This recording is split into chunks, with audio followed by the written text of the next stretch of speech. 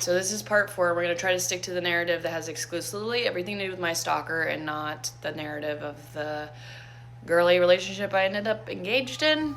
Okay, so everything is quiet in stalker land. I move on with my life. I get a new job. I start this new life and it feels pretty good. I also have a problem with escapism. I like to run away when shit is bad. And honestly, I think that's the only way I survived that whole situation. Living through that trauma was escaping. I went no contact with my family for the first time.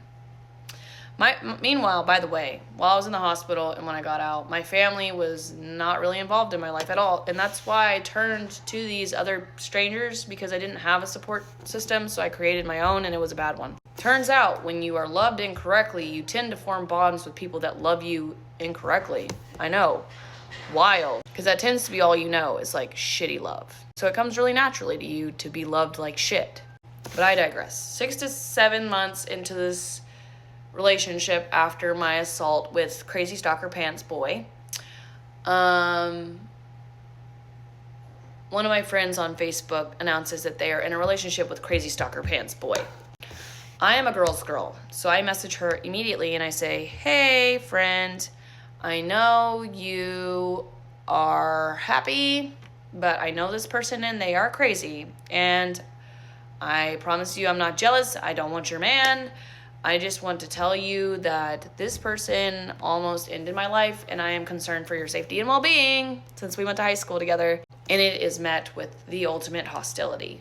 This is girl 2 that I learn about that becomes assaulted by him. She gets mad at me, accuses me of wanting him back, which we were never in a relationship, this guy and I. He tells her I'm a crazy ex and that I'm just mad because he won't sleep with me anymore or something like that. And I'm like, oh no. This is not that. We've never done that. Like, this is not about that. And she doesn't get it.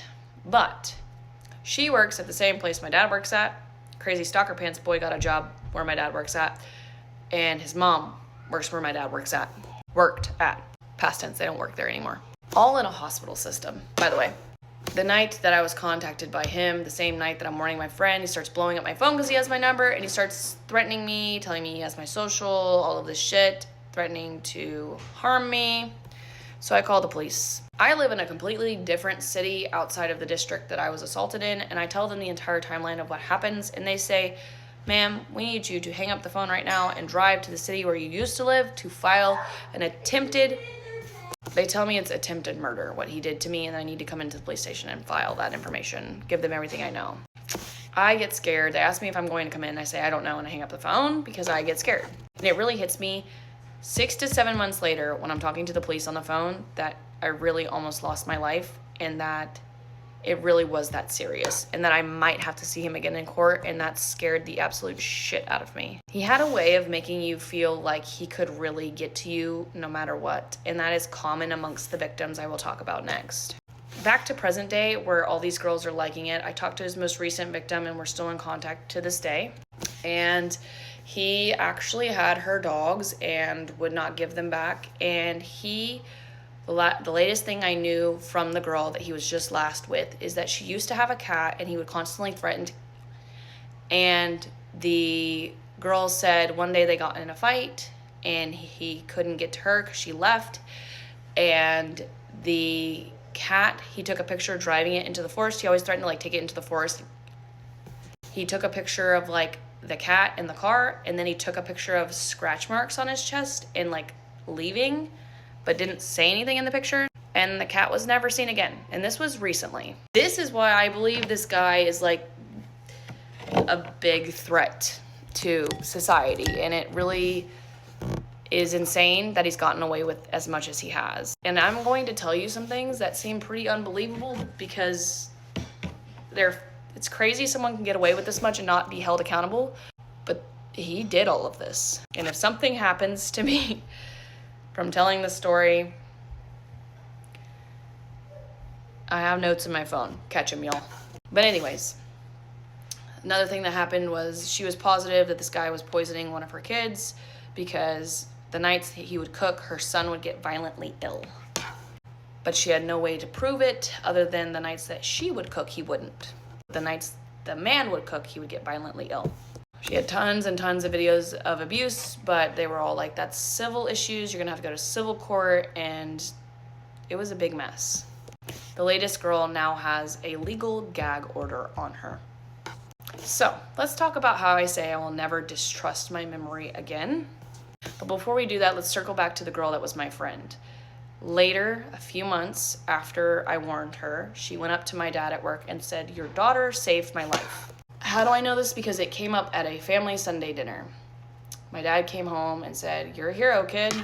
High praises from my father. But basically, the girl had gone up to my dad at work, because they all worked together, and said something horrible had happened, and because of my warning, she was able to get help and get out of the situation, but that she wanted to thank me because it saved her life. I had told my parents what had happened with Crazy Stalker Boy, and they didn't believe me until that point, which is typical of my parents. I did go to them for help, and they did not help me. So, because to give me credit in that situation would mean they would have to give me credit in other things I said, and that's far too risky to the reputation. But I digress. That was person number 2 that I know that something happened to her. We'll call her M. So I talked to the latest girl he was with. Horrific things happened beyond the details that I'm sharing, but I don't want it to be so specific it puts her in danger, further danger. But she went to court to get her dogs back, and as far as I know, she got her dogs back. She was worried he was going to hurt them. And she recently won the court case to get her dogs back. So as far as I know, I need to reach out and ask, but I think she got her dogs back. Let's rewind. There are other girls, and I asked the latest girl if she knows of any other girls that have been victimized by him. She says yes and starts giving me a list. I go one by one by one by one through these girls, and I have a conversation with every single one of them. The latest girl goes to I think it's like an eyebrow girl or a hairdresser, or her sister does, and is a sister of another victim of his. And she starts telling me that she goes to get her hair done with the sister of another victim of his. She goes to get her hair done, and she tells me they start talking, and her sister, the victim of the hairdresser, moved away because when she was 16, and they were in high school together, Crazy Stalker Boy and her, she went missing for a small period of time. He shoved her in a trunk and locked her in there and drove off with her. I Facebook messaged this girl. She doesn't live in this state anymore due to this incident. She left the state as soon as she possibly could. And when I told her, I said, "I think you're a victim of Crazy Stalker Boy," she got very quiet and very scared. And she said, "How did you find me? How did you find me?" She was extremely, extremely scared. My top interest here is protecting her at all costs, and I'm not going to release where she moved, an initial of her name, nothing. I also have a recording of the phone conversation. Due to my trauma, I have memory loss, and I just kind of wanted to have the timeline of the events forever to validate myself and for no other reason. But I asked her, and my goal was in reuniting all of these women was if we could all go together to file something against him. Most of them said absolutely not, because they had moved on with their lives, remarried, had children, were scared, had relocated, never wanted to see him again. And at one point, I had convinced them, like, if we all do this together, I think it'll hold some weight. But as we're seeing with politics right now and the Epstein case unfolding, I don't know if we have any weight or fight or skin in the game at this point, no matter how many people come forward. We're in an unprecedented time where women are not seen credible even when there's several different sources stating the same thing, and that's a scary place to be in. And I wouldn't want to introduce any more pain to these women from extending or reopening their trauma. And she is one that chose to never want to talk about it again. And I respect that. After her came another girl. I also learned about her from the latest victim. This other girl has a child, and the child is his, and she fought in a court system and won. No contact and sole custody due to what happened to her and this child. This man has always been a maniac, and this is how he ended up in the psych ward with me, with not an S next to his name, but an H, which is something I remembered in key detail despite all the medications I'd been put on.